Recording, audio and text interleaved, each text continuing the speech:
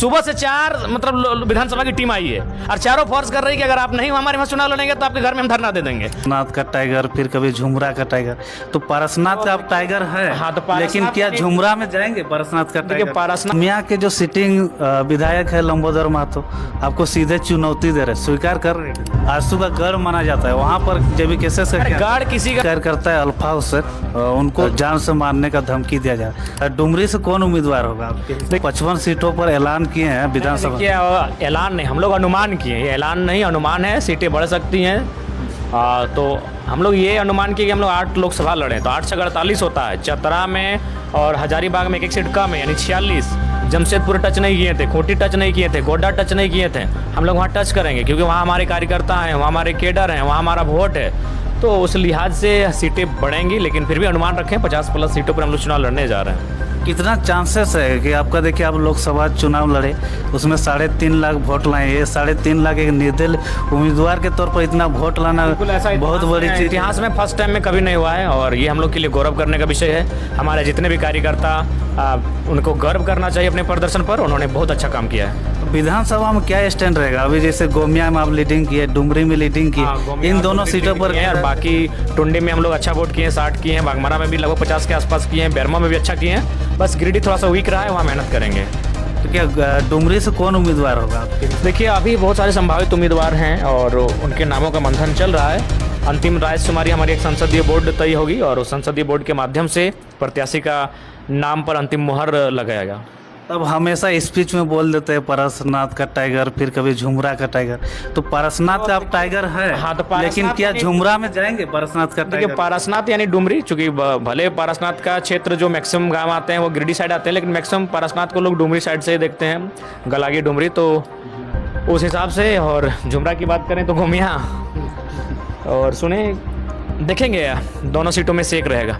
तो गोमिया के जो सिटिंग विधायक है लंबोदर महतो, आपको सीधे चुनौती दे रहे, स्वीकार कर रहे हैं?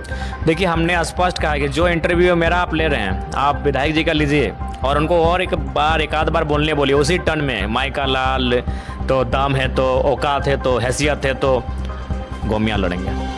इस बार आप जा रहे हैं ना गोमिया? देखिए, अगर चुनौती देगा तो पीछे क्यों हटेंगे? अभी उस एक देखिए, हम एक युवा है, मान सकते हैं हम कुछ अपने भाषणों में, अपने शब्दावली में कुछ त्रुटियां कर सकते हैं। एक ब्यूरोक्रेट्स को संभालने वाला व्यक्ति, एक डॉक्टरेट व्यक्ति और एक मंझा हुआ शिक्षाविद व्यक्ति अगर इस प्रकार के शब्दों का इस्तेमाल करता है तो हमें लगता है कि उनकी चुनौती को स्वीकार करना चाहिए।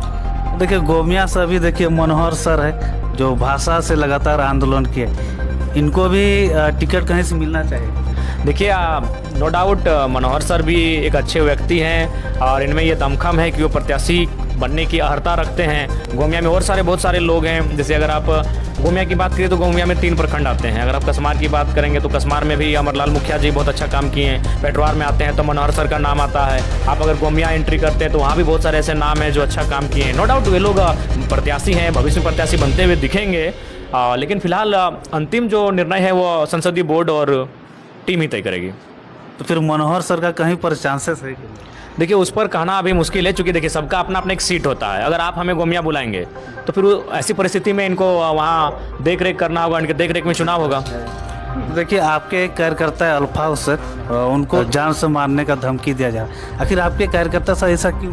देखिए, सबसे पहली बात हम यही कहना चाहेंगे कि धमकी केवल और केवल खोखली धमकियां हैं। अगर इस प्रकार की बातें आएंगी तो सबसे पहला बात, हम लोग कानून नियमता चलेंगे। हम लोग अगर हमारे किसी साथी को धमकी दिया गया है तो हम उनसे आग्रह करेंगे वो नज़दीकी थाने में FIR करवाए और कानून के संरक्षण में जाए, कानून से सहयोग प्राप्त करें। और एक कहावत है, मरता क्या नहीं करता। अगर ऐसी स्थिति उत्पन्न होगी तो फिर आमने सामने होगा, या तो एक मयान में 2 तलवार नहीं रहेंगे, सीधी बात है। जो होगा देखा जाएगा।